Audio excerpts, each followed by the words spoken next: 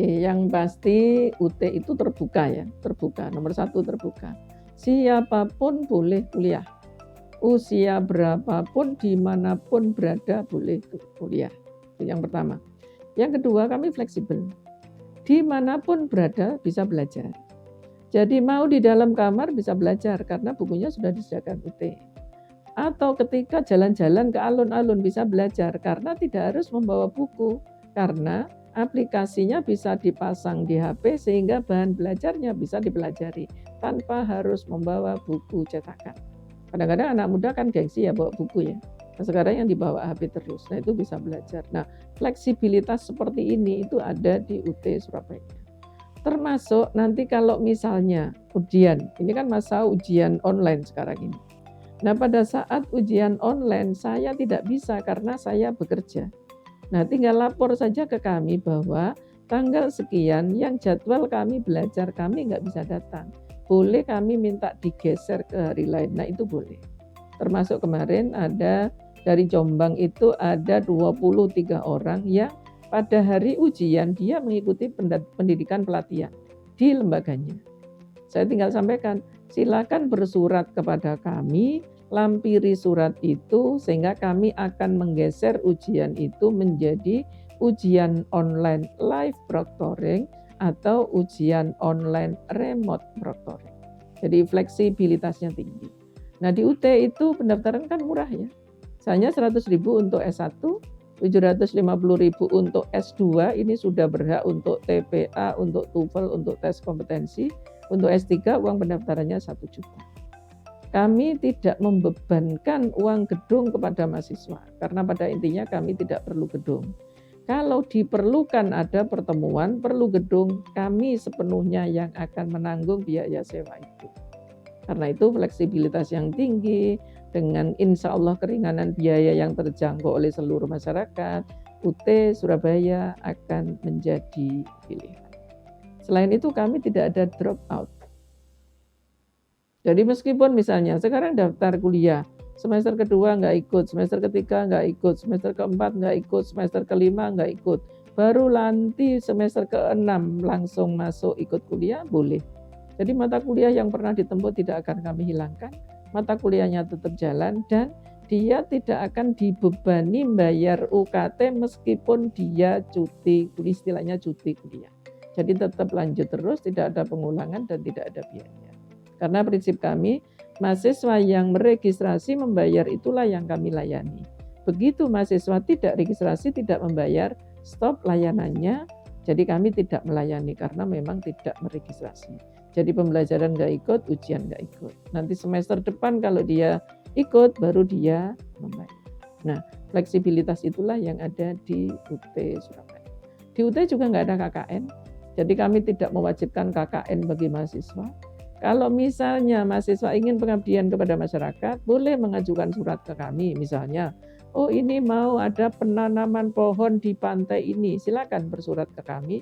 Kalau kami bisa, kami akan bantu untuk melancarkan kegiatan itu. Jadi ini sudah ada UKM, jadi di kami itu ada unit kegiatan mahasiswa. Ada yang minatnya di kewirausahaan, ada yang minatnya di hanya bola voli misalnya, ada yang minatnya di renang, ada yang minatnya di sepak bola, itu semua bisa dikembangkan oleh mahasiswa UT dengan fasilitas yang disediakan mereka sendiri atau minta bantuan ke kami. Nah, itu fleksibilitas yang dimiliki oleh universitas terbuka. Alhamdulillah UT Surabaya itu bagian dari UT Pusat, merupakan layanan operasional. Karena itu kami kalau misalnya ada akreditasi luar negeri, karena kita sudah punya 4 prodi yang terakreditasi internasional, itu kami juga ikut mendukung karena kami juga ada asesmennya. Jadi ada asesornya, biasanya ALD daring untuk sampel ya, untuk sampel. Jadi UT Surabaya sering menjadi sampel dari kegiatan untuk asesor itu. Kemudian kami punya mahasiswa yang punya prestasi nasional dan internasional. Jadi kalau misalnya anak-anak punya usaha, kewirausahaan, mereka diajak untuk menyusun proposalnya, kemudian mereka nanti diseleksi ke tingkat nasional, kemudian ke tingkat kementerian. Nah, itu mahasiswa kami sering menjadi juara dan sering mendapat bantuan untuk beasiswa, sering mendapat bantuan untuk usahanya. Selain itu ada juara-juara, misalnya kemarin juara karate, tingkat nasional, tingkat internasional. Meskipun itu bukan bimbingan kami sendiri, jadi mereka masuk klub-klub ya, jadi klub-klub yang ada di Jawa Timur, yang ada di Indonesia, mereka masuk Pelatnas, tapi itu mahasiswa UT. Nah, bagi kami itu juga prestasi, Kak.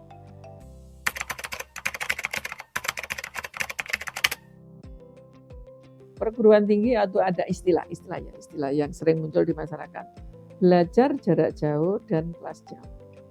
Kalau UT ini belajar jarak jauh. Sebetulnya pertemuan Sabtu Minggu tidak wajib bagi kami. Tapi karena mahasiswa memerlukan pertemuan Sabtu Minggu, kegiatan itu kami adakan. Sehingga ada kesan UT kuliah Sabtu Minggu, sebetulnya tidak. Sebetulnya kuliahnya UT tiap hari, bukan Sabtu Minggu saja. Sabtu Minggu itu adalah wahana bertemunya para pembimbing dengan para mahasiswa. Jadi kalau ada mahasiswa kesulitan, silakan berkumpul untuk membahas masalah-masalah. Karena mahasiswa UT sebagian besar bekerja, maka sering kegiatannya dilaksanakan Sabtu Minggu. Jadi UT bukan kelas Sabtu Minggu. Ya, jadi kalau misalnya, Bu, kami bertemu Senin Selasa, kalau Anda bisa silakan. Jadi kami memberi kebebasan kepada mereka semuanya, mau bertemu Senin boleh, mau ketemu Selasa boleh, mau ketemu Rabu boleh. Tapi sebagian besar memang mahasiswa kami kalau ada pertemuan, mereka lebih memilihnya Sabtu atau Minggu. Sehingga mungkin di masyarakat kesannya, oh ini kuliah Sabtu Minggu ya. Nah itu pemahaman yang agak keliru, perlu kita luruskan bahwa kuliah UT bukan hanya Sabtu Minggu. Di mana mahasiswa belajar membaca buku, berdiskusi, konsultasi, itulah kuliahnya. Jadi kan tidak terbatas Sabtu Minggu saja. Hanya tadi karena ada kepentingan bekerja, biar enggak mengganggu bekerja, kami menjadwalkannya kalau ada pertemuan Sabtu dan Minggu. Jadi andai kan ada yang usul, kebetulan ini kami punya mahasiswa di Madiun. Di Lapas 1 Madiun. Kebetulan kami meminta beasiswa kepada pemerintah Kota Madiun, kan wali kotanya alumni UT ya, alumni UT. Kami minta dan diberi 20 orang narapidanya disekolahkan ke UT. Semua beasiswa, semua diberi laptop untuk belajar. Nah ini jadwalnya tidak Sabtu Minggu, karena Senin dan Kamis itu hari kunjungan, maka dijadwalkannya selain Senin dan Kamis. Jadi mereka bimbingan dengan para tutornya itu Selasa, Rabu, Jumat, Sabtu, Minggu. Karena Senin hari kunjungan, Kamis hari kunjungan. Andai kan nanti mereka memilih, mereka pasti memilih, Bu ini kan hari kunjungan ya, itu hari bahagia bagi kami. Jangan kami diganggu karena kuliah. Karena itu kami menjadwalkannya yang sudah 3 semester ini, kami jadwalkannya Selasa, Rabu, Jumat, Sabtu. Nah kemarin kami minta, Bu, Sabtu jangan dipasang jadwal ya, karena apa? Kami ingin istirahat, katanya begitu, makanya kita turun.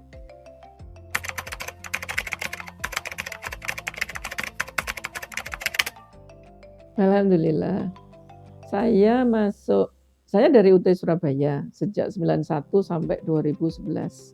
2011 saya pindah ke Jember. 2017 saya dipindah ke Semarang. 2019 saya dikembalikan lagi ke Surabaya. Ketika saya masuk ke Surabaya, jumlah mahasiswa 13.858. Itu 2019. Begitu tahun 2020 naik menjadi 440. Kemudian tahun 2021 menjadi 17.000. Kemudian 2022 naik menjadi 25.000. Kemudian naik lagi menjadi 31.000. Dan sekarang mahasiswanya 37.000. Sebelum pandemi, kenaikannya mungkin enggak begitu tampak ya sebelum pandemi. Karena mungkin orang berpikir, masyarakat berpikir, kuliah kok enggak ketemu? Kuliah kok enggak pernah tampak kuliah? Nah, orang menganggapnya minir UT ini. Begitu diberi, kalau menurut kami, diberi rezeki oleh Allah, adanya pandemi, semua orang kuliah tidak ada yang bertemu. mulai dari tingkat TK, SD, SMP, SMA, perguruan tinggi. Tidak boleh ada pertemuan. Nah, mungkin dengan itu orang berpikir, oh iya, ternyata kuliah tidak bertemu juga bisa. Sehingga mungkin pandangan orang terus, oh iya, kalau begitu kuliah UT ya enggak apa-apa. Jadi bukan aneh kuliah UT itu yang tidak pernah bertemu. Sehingga kemungkinan dari situ orang terbuka pemahamannya terus, oh iya kalau begitu saya juga bisa kuliah UT. Nah mudah-mudahan pemahaman ini terus meningkat karena kami juga punya target ya. Harapannya 1 juta mahasiswa tercapai sehingga kami lebih bermanfaat kepada masyarakat untuk memfasilitasi belajarnya sehingga tidak ada kata tidak bisa kuliah karena ada kami UT Surabaya.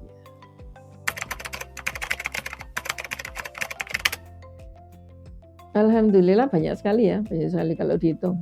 Banyak sekali karena yang sekarang menjadi Kepala Staf Kepresidenan, yang dulu ya kemarin Pak Jenderal Muldoko itu alumni UT, kemudian Pak Wiranto, Pak Jenderal Wiranto itu alumni UT, kemudian Bu Ani Yudhoyono almarhum itu alumni UT, kemudian Bu Muryati Sudibyo itu juga alumni UT, Pak Andika itu juga alumni UT, kemudian ada penyanyi Cica Kuswoyo kemarin sudah di wisuda, sudah lulus, kemudian ada Tinatun yang terkenal dengan bulu-bulu itu juga alumni UT, kemudian Angga yang anak muda artis itu juga alumni UT, Ray Bayang juga alumni UT.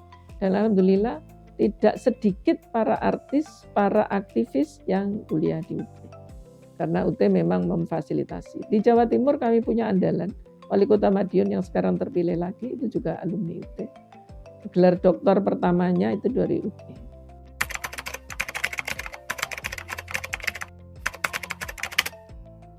Banyak, ada 9 rekor muri yang akhir-akhir ini kita daftarkan ya, kemudian mendapat penghargaan.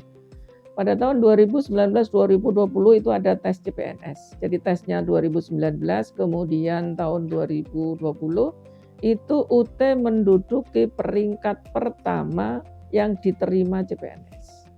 Karena UT kan ada di seluruh Indonesia ya.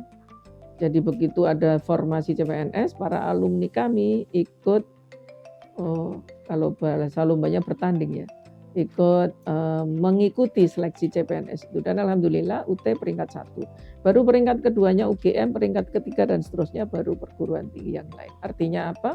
Lulusan kami mampu bersaing dengan lulusan perguruan tinggi yang lain. Nah itulah yang diberi rekor muri. Kemudian kami merupakan perguruan tinggi dengan alumni terbanyak.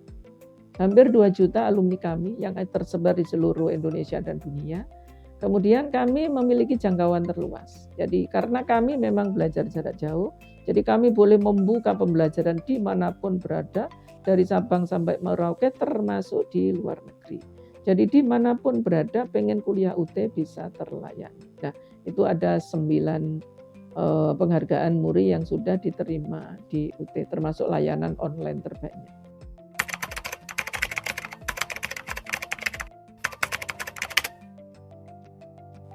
Kami sedang mengembangkan learning management system. Jadi semua dikomandani oleh kantor pusat. Kami akan kembangkan semua, jadi nanti satu single on layanan. Jadi begitu masuk, ini sudah mulai dari mahasiswa My UT. Jadi kami sudah punya program My UT. Jadi begitu mau buka apapun, mahasiswa itu harus masuk My UT. Nah, di My UT itu bisa pendaftarannya kapan, registrasi mata kuliahnya kapan, nilai saya berapa, saya sudah lulus atau belum, kami kurang mata kuliah apa saja, itu semua ada di situ. Nah, ini yang sedang dikembangkan oleh UT. Sekarang sudah ada, tapi kami terus mengembangkan itu. Kaitannya dengan digital ya. Kemudian kami sendiri, saya dosen PNS di UT, ini sekarang sedang ada pelatihan BIMON, bimbingan online. Jadi semua nanti ke situ, tinggal masuk karena kami sudah bekerja sama dengan Microsoft, jadi Microsoft 365, jadi semuanya dibantu oleh Microsoft. Sehingga kalau saya melakukan bimbingan, saya tinggal masuk ke aplikasi BIMON, bimon.ut.ac.id, masuk ke situ nanti saya bisa bimbingan lewat situ. Karena saya tinggal di Surabaya, tapi bimbingan saya ada yang dari Padang, ada yang dari Makassar, ada yang dari Jayapura, ada yang dari Sorong. Kan nggak mungkin saya bimbing datang ke sana ya. ya, berapa biaya yang harus saya habiskan untuk bimbing mereka. Jadi cukup melalui aplikasi yang dikembangkan di UT, nanti mudah-mudahan semuanya akan termudahkan karena ada fasilitas yang sudah dikembangkan oleh UT dan insya Allah akan terus dikembangkan.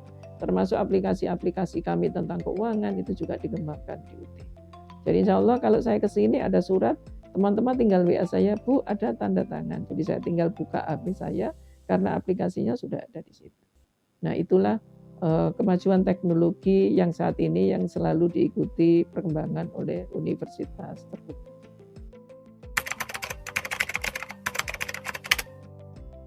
Karena UT fleksibel, karena UT berkualitas, karena UT tempat belajar, UT tidak menjual ijazah, tapi UT memberikan ijazah kepada orang yang sudah punya prestasi, mampu melampaui semester per semester yang sudah dilampaui. Tidak ada kata tidak kuliah di UT Surabaya. Yang punya bakat berwirausaha silakan kembangkan. Yang punya bakat olahraga silakan kembangkan. Yang punya bakat menari silakan kembangkan.